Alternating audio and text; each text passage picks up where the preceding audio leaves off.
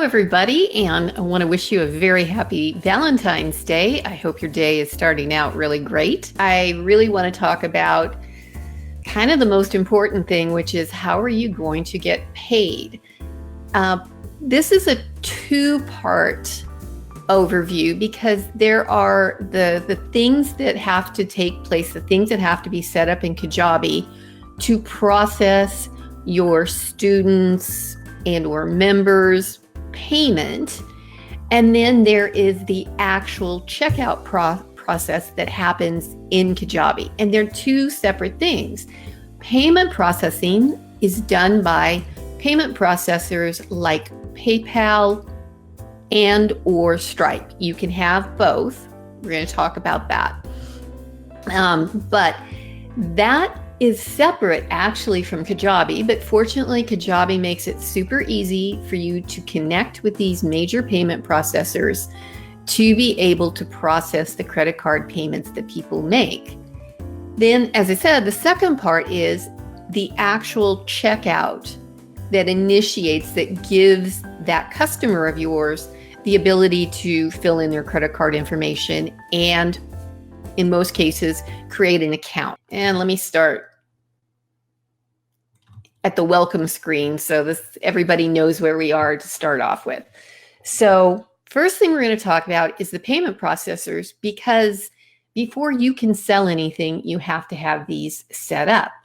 So much like all the master connections and integrations, this is under settings. Here in the lower left-hand corner, we've got the link that takes us to our settings. And you probably saw this earlier. I think we went over it in probably day one.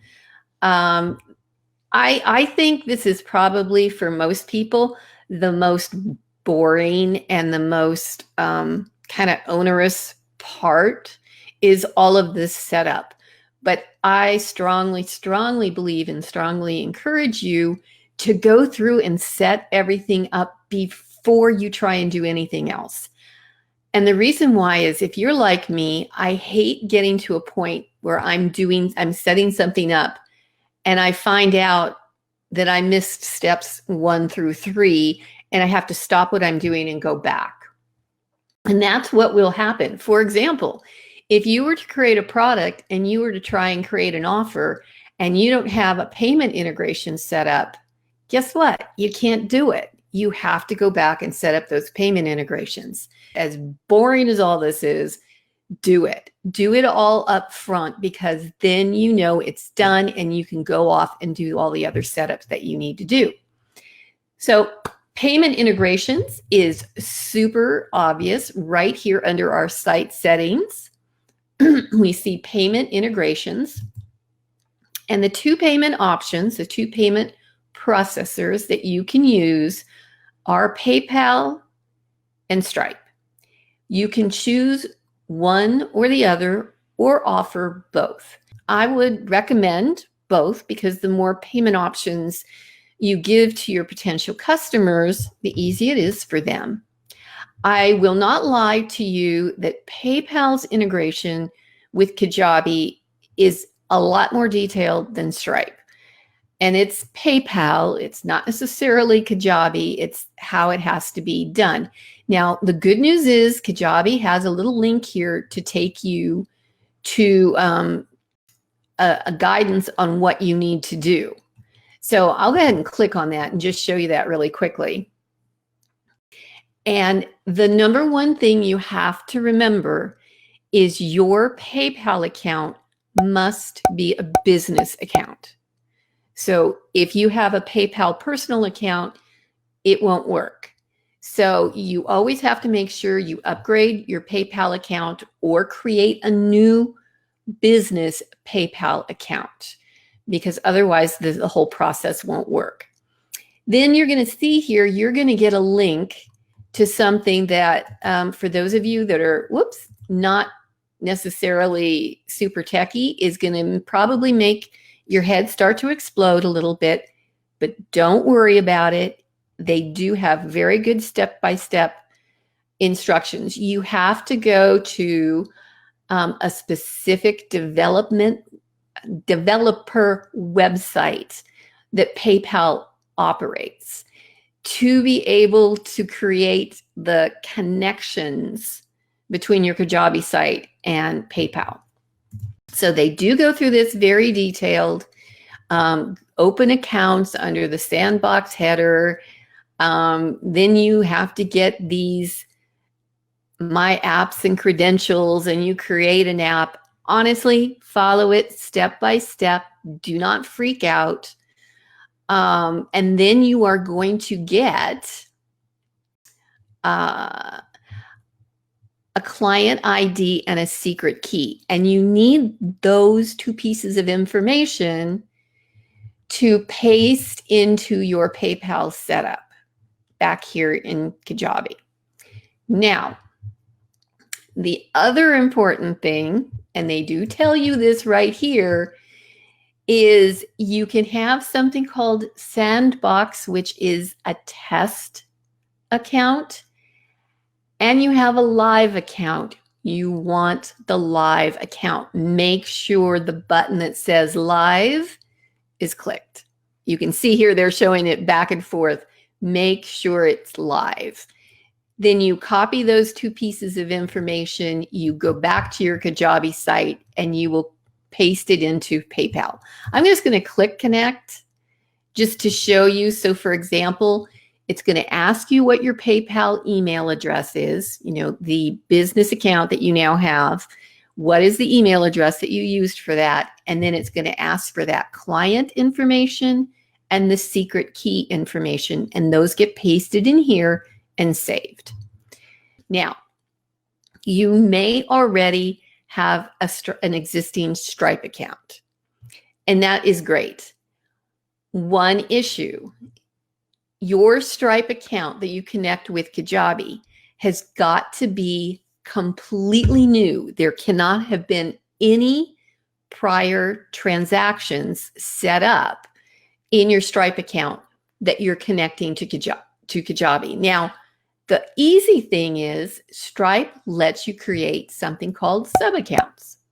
So even if you already have a Stripe account, in my case, I have multiple ones because I have multiple Kajabi sites and I do multiple testing. So I have separate sub-accounts for these different websites on Kajabi. If you need to create a new a new Stripe sub-account, super easy. Click this little down arrow in the upper left-hand corner and go down here to new account. And you name the new account, you create it. It's going to ask you for a whole bunch of your business settings and the same information you had when you set up your original Stripe account. But it's nothing really out of the ordinary. It should work pretty easily, pretty quickly. And then once you have that sub account, you can go back to Kajabi and connect Stripe to Kajabi, the new sub account. Now, here is another thing that people overlook. And this is a Stripe thing. It's not a Kajabi thing. And it's really kind of annoying. So when somebody buys something from your Kajabi site, they're going to get a confirmation from Kajabi, but they're not, if they buy and purchase using Stripe, they may not actually get the confirmation of the purchase.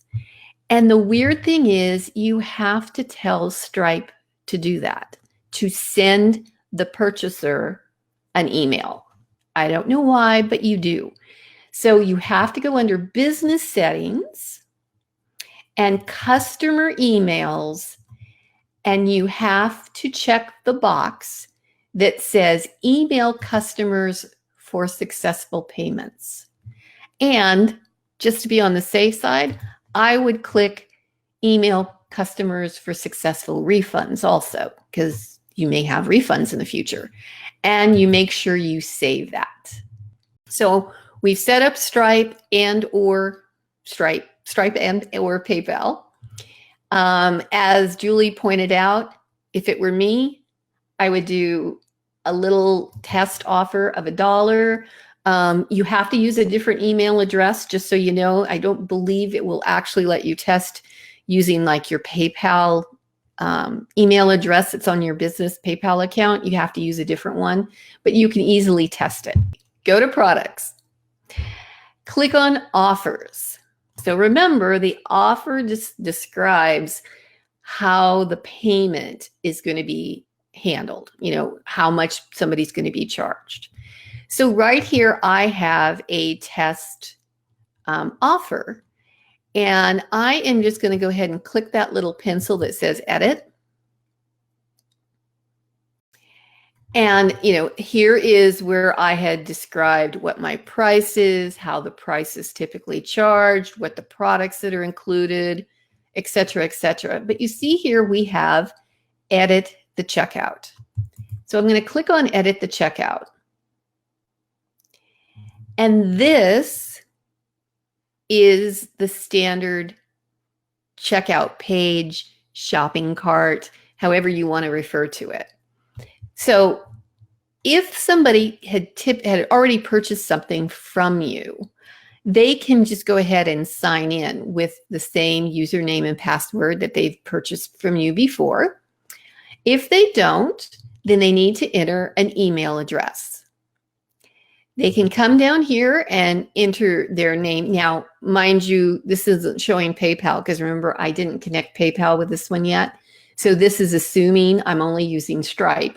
So I can use the name on the card and the credit card number and the expiration and the CVC code.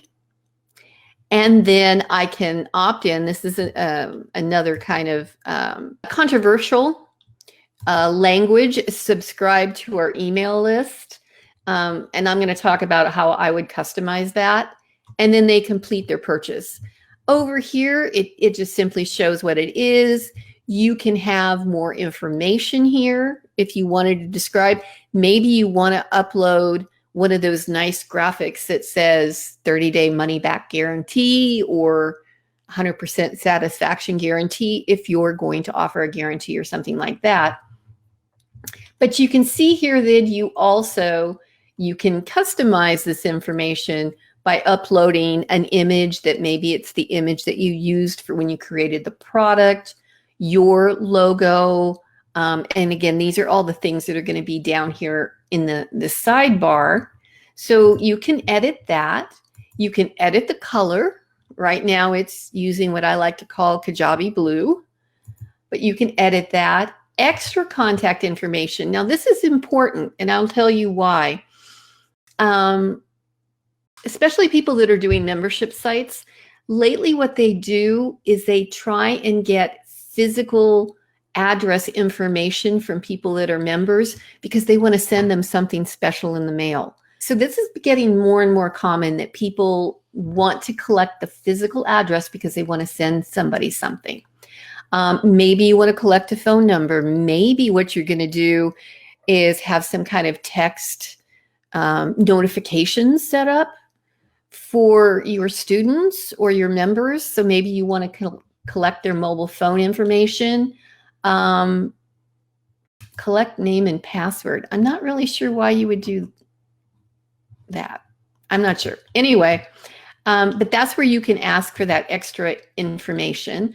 Service agreement. This is where you might want to make sure that you add something that says they have to agree that they have read your terms and conditions for your course. So maybe you want to add that to your checkout process. Right here, you can see I have read and I agree to the terms and condition of this page. I'm wondering if you can actually edit that text. Well, yeah, actually here you can also paste it in if you wanted to. I wouldn't necessarily. I think what I would do is I would put a link to my terms and condition on my website. And if you don't have terms and conditions on your website, please do. It's just there to protect yourself. You can add some testimonials for more social proof at the point that somebody is about to give you their credit card number for the price of your course. Maybe you want to throw in some additional testimonials to encourage them, to reassure them, let's say. So it really doesn't, it's the same information, right? I mean, you can add the extra information if you want, but it kind of makes it cleaner. It makes the offer information here right up, right there and right clear with them. You can edit here to put a banner image, you know, whether that's the name of the product, you know, the course or the membership that they're joining. You could have a banner image there, and you can actually adjust the height of that image and add something. You could even add a video, image, logo, and here is where you would edit all of this information. But see, this over here is super simple and clean. The tradition is that you ask for the least amount of information that you can get by to process the transaction. I had somebody kind of pounding into my head. Remember, I told you that, you know, if I want to buy something, I don't, as long as I can enter my credit card information, I don't care what the checkout looks like. But we always have to remember that we are not our customers. So it might be important, or it might be distracting to some people to have to go through too much information on a checkout page. So that's it. Have a great Valentine's Day. I hope you all do something special. So I'll see you then. Take care. Bye-bye.